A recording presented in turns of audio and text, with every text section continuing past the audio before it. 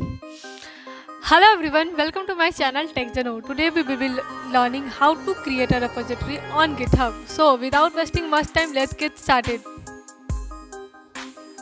So this is my project in VS Code. We will create a repository of this project using GitHub. And here are all my files in File Explorer. We will upload all these files by using GitHub or creating a repository. So simply go to your GitHub account, and in case if you don't have any GitHub account, create one and create a new repository from here. Name your repository whatever you want and write the descriptions according to your need and make it public so anybody can see. And if you want, you can add a readme file and simply create a repository. There are two methods to upload the files.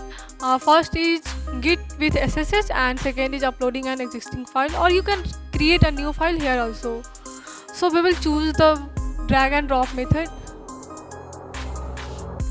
Go to File Explorer, resize it so that you can easily drag it, select it and simply drag it. File uploading has been started. Whatever you want, you can write here in commit changes box. Simply commit changes. Yeah, we have successfully created our repository, and here we can see our repository from your repository section. Demo name repository has been created. You can see all the files that we have uploaded are all here. So that's it for this video. Thanks for watching.